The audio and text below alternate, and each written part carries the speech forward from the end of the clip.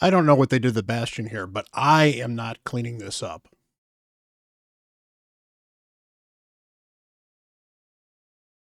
Hello, everyone. Bront, CatHerder here. We're having some fun talking Raid Shadow Legends, and Polarium has just announced a new fusion champion along with a partner champion for that champion. So that will be definitely interesting. And so I'm going to break down both of their kits, tell you my initial thoughts on the champion. Obviously, I don't have access to the test server, so I will not give a chance to test this champion ahead of time. But I'll give you my opinions, which people I think might be worth going for it, whether or not your account needs to go for them. Are they a must fuse? Are they an absolute skip? It's rarely that simple, but we'll get into that in just a minute. I do want to ever compliment Raid on going all out for some of this stuff. The Bastion here looks absolutely amazing, so we got to hand it to them for the visuals. This is really cool, and we've got a bunch of Halloween themed events. You know, they're just the normal event skin for Halloween, but you know what? They're trying something, so I'm going to give them that.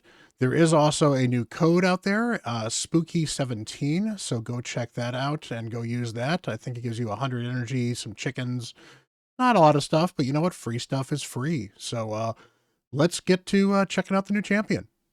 So the new fusion champion is Gretel Hagbane. So apparently they're going for a Hansel and Gretel approach. It looks like they're both going to be in Sacred Order, which is kind of cool. Sacred Order could probably use a few better legendaries overall. There's a couple of good ones in there, but there's very few top tier in the Sacred Order. Well, I guess maybe there could be.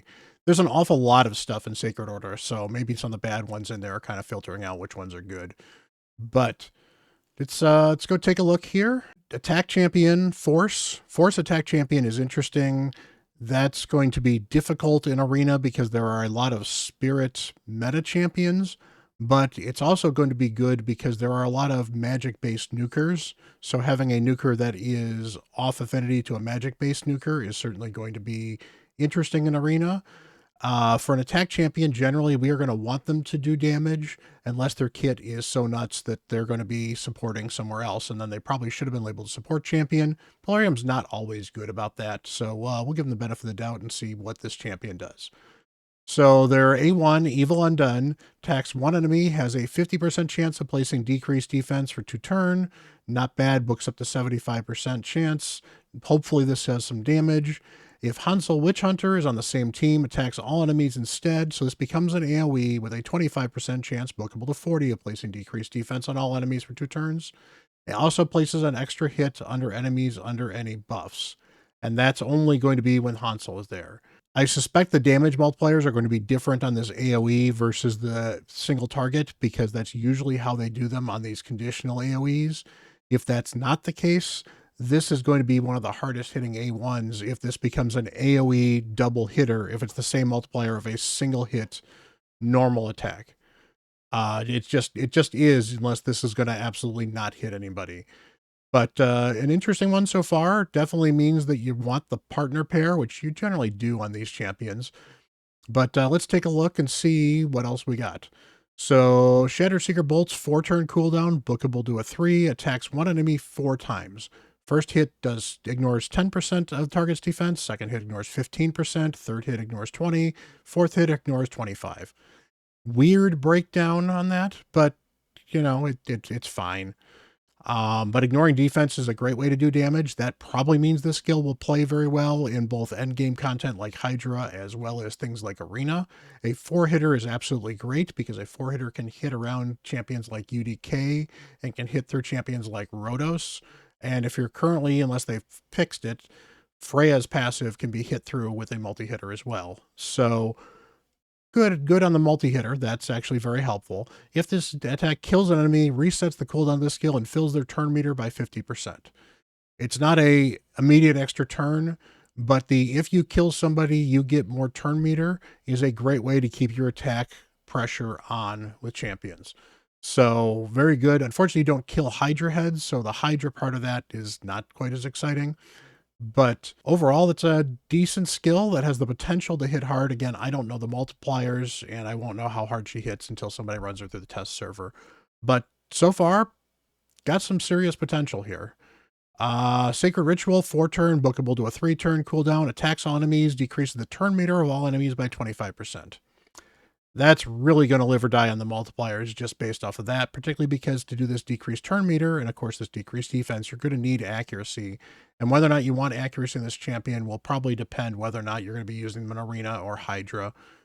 Because if you're using them in Hydra, you'll probably want the accuracy because the extra decreased defense is fine, but then you don't need the turn meter. And in Arena, the turn meter is good, but then if you're building accuracy on your nuker, you're going to need a second nuker in the team. But if you have Hansel Witchhunter in the team, decrease the turn meter of all enemies by 50% instead, and that's huge, and cannot be resisted.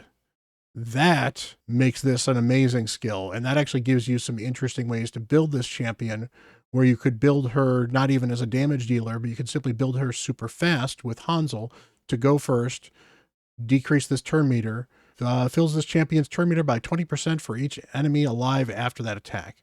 Okay, that makes this significantly better because you're talking about I attack, decrease the turn meter. If people are alive, the turn meter may or may not matter, but she may get 80% turn meter in an arena team if she doesn't kill anybody. That's huge. Passive effects. Fills this champion's turn meter by 50% when an enemy is granted an extra turn. That is an anti-mythical and anti-champions like Ostrid or Nekmothar, or champions that take an extra turn for whatever reason. Heck, Arbiter can take an extra turn on her revive, possibly. So there are tons of champions, and a lot of them are meta arena champions that can take extra turns. This is not going to interrupt an extra turn because it's not get max turn meter and interrupt. It is 50% bonus turn meter. But it does mean that a champion that starts taking a ton of extra turns might eventually get interrupted. I don't know. The turn meter is kind of weird on the who goes next on that extra turn thing. At some point in time, Greta will be the one to go next. That's overall pretty good. That gives players that are struggling against mythicals an interesting opening option. If she smacks, and to be fair, she doesn't have to smack like the hardest champ. She doesn't need to be a Nutcracker level nuker or a Rhodos level nuker. She needs to be somewhere decent. A Supreme Elhain level nuker would be fine with this kit. Something like that, where she can hit fairly hard. Maybe he's not necessarily going to kill a ton of people, but because she has all this extra turn meter control and turn meter boost, very, very interesting kit for somebody that can do a decent amount of damage. And for progression accounts and for early game accounts, she should be able to be an arena nuker for you, just because of how much turn meter her kit has. Helps you build her a little bit slower or helps you build her a little bit more damagey without worrying about whether or not she'll get a turn. So that's kind of cool. Let's go back to the passive though. If Hansel Witchhunter is on the same team, also fills their turn meter by 50% whenever he is entered extra turn. So that becomes a 100% if Hansel's on the extra team. Makes it much more likely that she is the next person to go when anyone ever takes an extra turn. And if multiple extra turns happen, she is going to be the next person to go, because at some point in time, she's going to be 200, 300, 400% turn meter, which is absolutely nuts. This actually can process on Hydra as well, because the head of Torment can get extra turns with one of its abilities. So this can process in Hydra too. And then the active effect, if Hansel Witchhunter is on the same team and is killed by an enemy, Intivi activates the Sacred Ritual, which is the AoE nuke that decreases turn meter and increases her turn meter if people are alive. Ally attack aura for all battles, 30%. That's actually pretty decent as well. Very, very interesting kit. I like it overall. It is, however, a nuker. Nukers are both good because if you need a nuker is good to have. Having additional extra nukers is great for 3v3. Having a variety is great for live arena.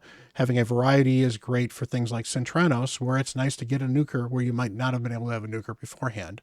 And as a force attack champion, it might fill a role that you may not have of a force attack champion that actually is a big nuker. I'm not going to say this is a must fuse, definitely not a must fuse, because damage dealers come in all shapes and sizes. She doesn't scream meta changing nuker. But assuming her damage is good, doesn't have to be great, it has to be good. I think it's a worthwhile champion for a lot of people, particularly early and mid-game accounts, to pick up because it will be that much of an extra nuker. But let's take a look at the partner, because we actually have a slide for the partner as well. So here we have Hansel Witchhunter. He is a magic attack champion. So, hey, Polarium, good job on not giving us the magic attack champion as the fusion for once. I can't tell you how many times we've gotten these magic attack champions, and everyone has magic attack champion. Give us a couple of other things. It's nice to actually have another force attack champion. So that's great. But another Sacred Order. That's good. We've got Purge All Evil. Attacks one enemy, has a 50% chance of placing a 25% weaken debuff, bookable is 75%. If Gretel is on the team, attacks all enemies instead, and has a 25% bookable to 40% chance of weaken. So between the two of them, if they're both in the same team, you have a good chance of getting decreased defense and weaken in an AoE, and places an extra hit under enemies that are under buffs or debuffs. Sounds like an ally attack pair to me and Hydra. That already is kind of awesome. Could be very interesting for ally attack. Probably plays very well with a Cardiel if you've got a Cardiel. A lot of other champions you can play with. Definitely some fun and interesting comps, especially assuming they actually do some damage, which hopefully they do. Sanctified Knives, 4-turn cooldown, bookable to 3, attacks one enemy 2 times, will ignore shield and unkillable. Ignore unkillable is something that you don't know you need it until you need it. Very, very useful in Arena. And again, as we mentioned, that the other champion needed to do good damage to be a viable fusion. If he also does good damage, this becomes a good dual nuker pair team, particularly with the fact that she does some extra turn meter control and turn meter boosting as well. To be fair, it's mostly her that she boosts. But very good, and grants an extra turn if this attack kills an enemy. That is an amazing skill. That is part of what makes Rodos really good. There's a lot basically, if this actually does enough damage to actually kill somebody reliably, which hopefully it does, although to be fair, it doesn't ignore Stone Skin, but ignores shield and unkillable. And it is a double hitter as well, so you have a chance to kill a Rodos with this, or you can possibly kill a UDK if this does enough damage under one of the hits to kill a squishier champion. Yeah, get that extra turn on a 3-turn cooldown. Suddenly makes that a 2-turn cooldown effectively. Baneful Burst, AoE, 4-turn cooldown, bookable to 3. Attacks all enemies, will ignore 15% of the target's defense. That's always good. Increases the cooldown of 1 random skill on each enemy by 2 turns.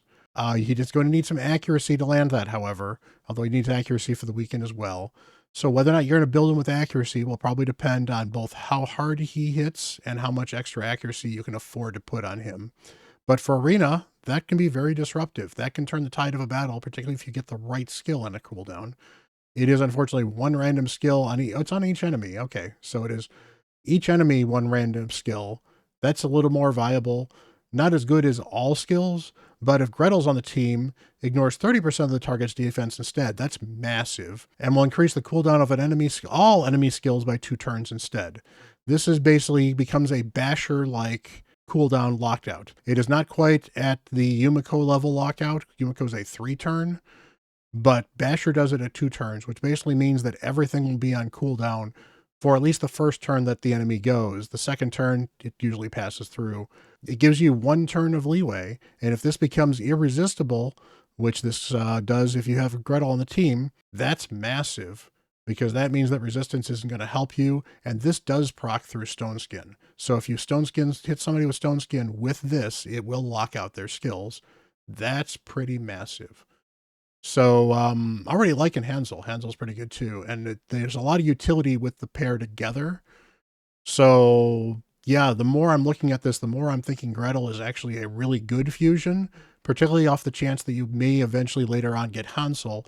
And since he is a regular legendary, so he's not a void legendary, he's not a mythical, he's going to be in the regular pool, which means he's going to be accessible to everybody. And I'm sure they're going to run some sort of special event to get him as well, because they usually will run something, either it be a 10x for him at some point in time, or they run a Deck of Fate event or something like that. They'll run something for him, I'm sure. Passive effect. Passive reflects all fear and true fear debuffs from this champion to the attacker. So that's good. So that means on Hydra, it can't get feared. It also can help in Arena as well, because that's always good. If Gretel is on the same team, reflects all fear and true fear debuffs from Gretel as well. Again, that's also good for Hydra. So that basically means that you've got a Shamel Light ability with fear and true fear on Hansel and Gretel if Hansel's on the team. And finally, the active effect, if Gretel is on the team and is killed by an enemy, instantly activates his AoE attack. So basically they can play off of each other. Yeah, he's got a 33% aura in all battles, so he's got a slightly better aura, but he's not the fusion, so that makes some sense. I think both of them are very interesting champs. Their kits read very well. They have a place in the current arena meta if they do enough damage. And if they don't do enough damage, they're not going to be useful in a lot of places. They still may prove to be somewhat useful in Hydra with those AoE A1s if you have the pair. But that's going to be very, very dependent on if you have the pair or not. But by themselves, I think they're both decent champions. I think Gretel is probably not a bad champion to go for. Again, if you need a nuker, worth going for. If you are looking for a variety of nukers, good to go for. If you're worried about progress in Centranos, very good to go for, particularly because you can often get a soul for a fusion champion fairly easily as well. Yeah, I am not seeing a huge problem with either of these two champions. I think that they're good champions. They're not meta changing. So if you're worried about a meta changing champion, you don't need to fuse this one. You can pass this one without regretting it, I think. There's nobody here that is going to be meta redefining, or you're going to ask yourself in 6 months, why didn't I fuse this champion? Particularly because Hansel is the one that ignores Unkillable, not Gretel. If Gretel ignored Unkillable, I would absolutely tell you you should go for them, because ignoring Unkillable is a very useful skill that helps to have on your team in some form, at least have an option. And if you don't have it, you absolutely should get it. Both interesting champions. I think this is the first non-void lockout champion that we've gotten that's of any significant value as well, because 2 turns, even on a random skill, it's a pretty big lockout. I like it. I think these are both good champions. I think that this is a worthwhile fusion, at least assuming the damage is there. And if the damage is not there, then maybe it's a skip if you want to. But overall, I think the champions are good. I think it's probably worth trying if you've got the resources to do it. I don't think it's worth breaking the bank if you don't quite have the resources or you're not sure. So maybe you play it by ear the first couple of days. We'll see what the events are going to be like. But anyway, this should be going live sometime next week. I suspect it could be around October 31st. I don't have the exact date on that yet. And I'm sure you'll hear more from other content creators as well that have access to the test server. So check them out as well. Check me out. I actually have a video coming up tomorrow on fusion prepping. So if you need help prepping for the fusion, check out that video tomorrow. So until the next video, appreciate you guys for hanging out. Smash that like button, smash that subscribe button if you want to check out more videos. Love you guys. Talk to you later. Until the next video, I'm Bront CatHerder.